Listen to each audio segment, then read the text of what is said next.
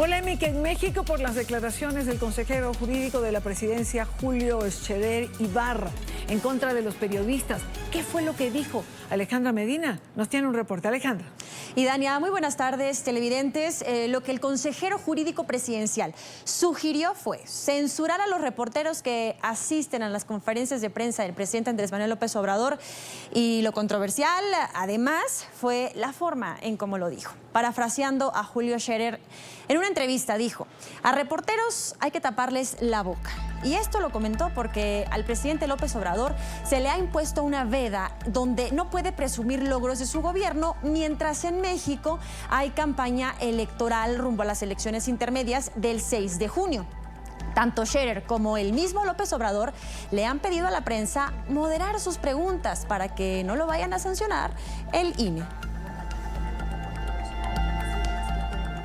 Ante las reacciones de los medios de comunicación, Scherer, quien además es hijo del reconocido periodista Julio Scherer García, se disculpó a través de su cuenta de Twitter, señalando que la declaración fue sacada de contexto y externó el respeto que tiene a los comunicadores. Y bien, esta mañana el presidente López Obrador fue cuestionado precisamente sobre esta situación y dijo que solo fue un comentario desafortunado por parte del consejero jurídico. Incluso comentó que Scherer es un buen funcionario público y que sirve de gran ayuda a la presidencia mexicana.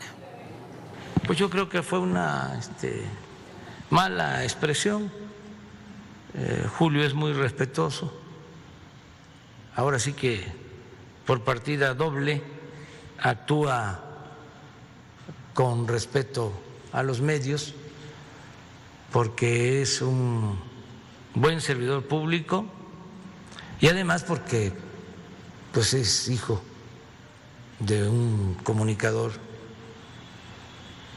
excepcional, de don Julio Scherer. Entonces creo que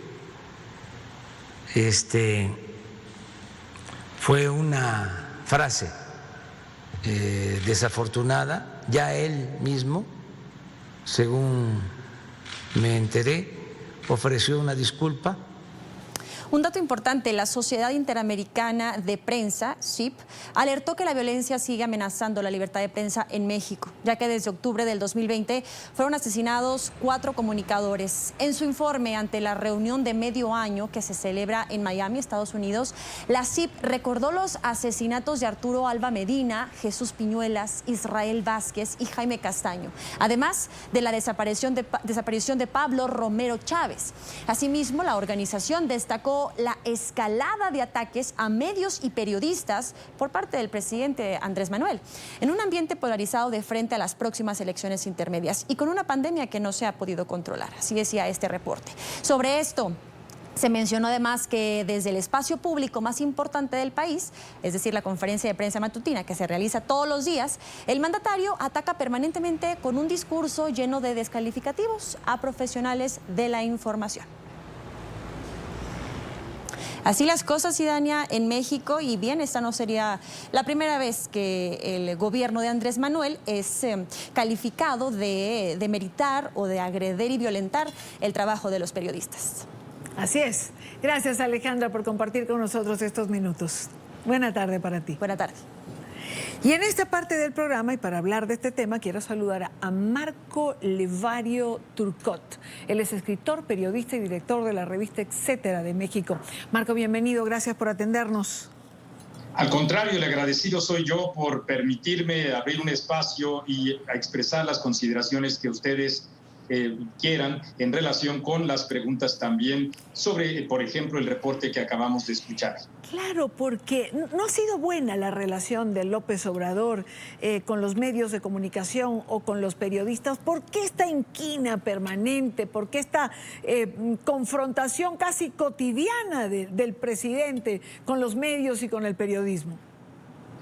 Porque el talante político del presidente es una visión populista que no acepta una opinión distinta de la suya y promueve día con día en sus ruedas de prensa matutinas y, por supuesto, en su operación política de comunicación cotidiana, que incluye las redes sociales, desde luego, la promoción del pensamiento único y la inhibición de opiniones distintas, por los cuales, por supuesto, cuando ocurren, surgen siempre invariablemente sus ataques, donde se genera o una conjura o donde hay descalificativos a los comunicadores o a los propios medios de comunicación que ofrecen enfoques distintos y que además, incluso en no pocas ocasiones, ofrecen información oficial. Ese es el problema.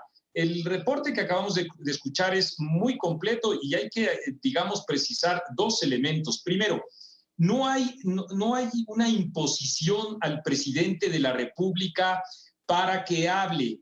La ley electoral en la que él participó como dirigente del partido Morena en su momento, esto es, la que se aprobó en poco antes de 2012, comprende que los servidores públicos, en el artículo 41 constitucional, se establece que los servidores públicos se deben abstener de hacer campaña electoral. Y otros articulados también establecen que no se pueden dedicar recursos del erario para favorecer a un candidato, y eso es lo que hace sistemáticamente el presidente de la República. El denuesto de sus adversarios, de los medios de comunicación, desde luego, la promoción de sus planteamientos políticos del partido Morena, y ahí es donde él está violando la ley. Nadie le está coartando la libertad de expresión, sino que medios de comunicación, políticos y sobre todo la autoridad electoral le han señalado esa falta. Ese es el primer elemento. Segundo elemento que me parece muy importante, todo esto ocurre en dos contextos. El primero, en el reconocimiento de las cifras oficiales que llevamos después de 2 años de administración presidencial, sí. 32 periodistas muertos.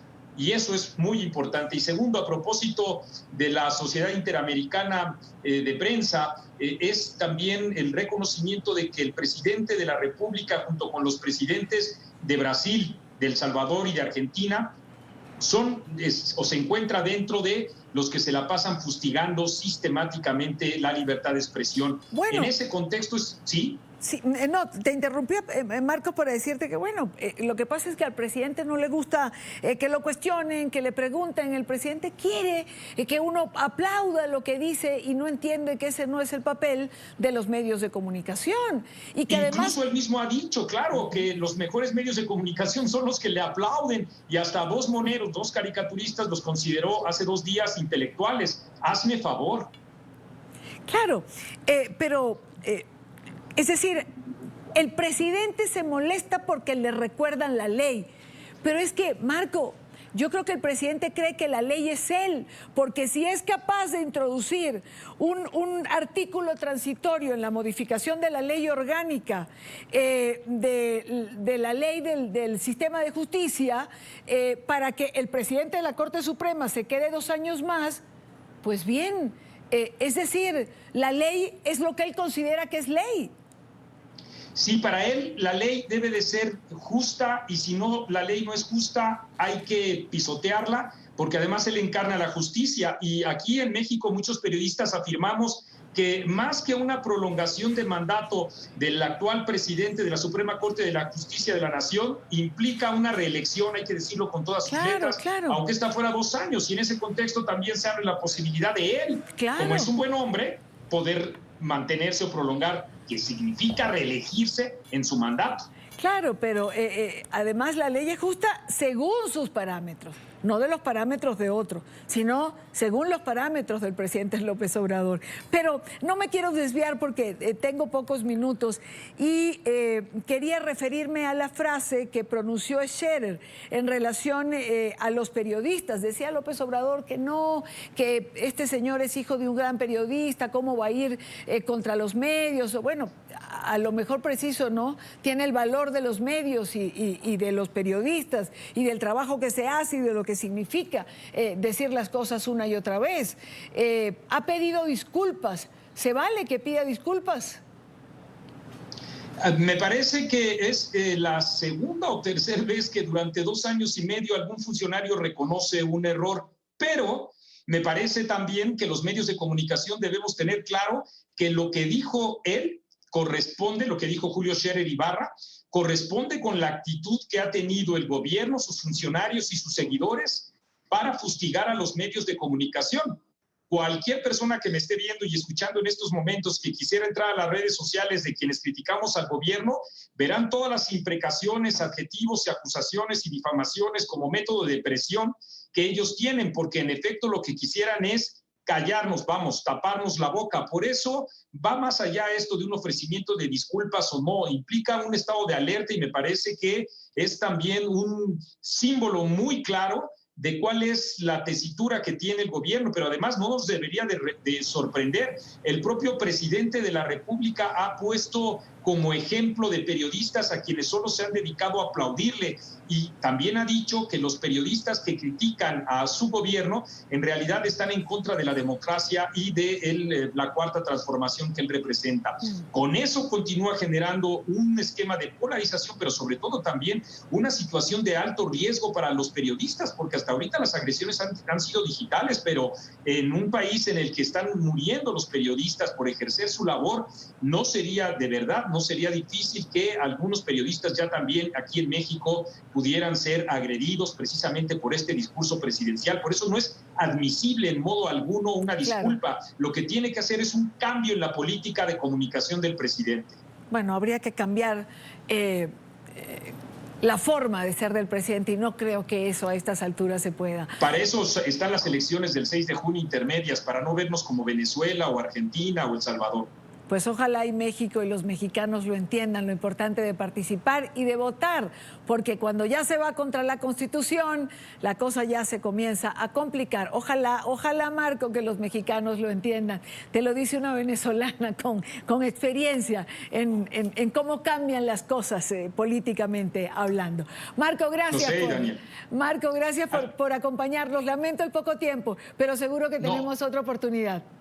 Claro que sí, al contrario, el agradecido soy yo y que tengan todos ustedes muy, muy buenas tardes. Vale, buena tarde también para ti.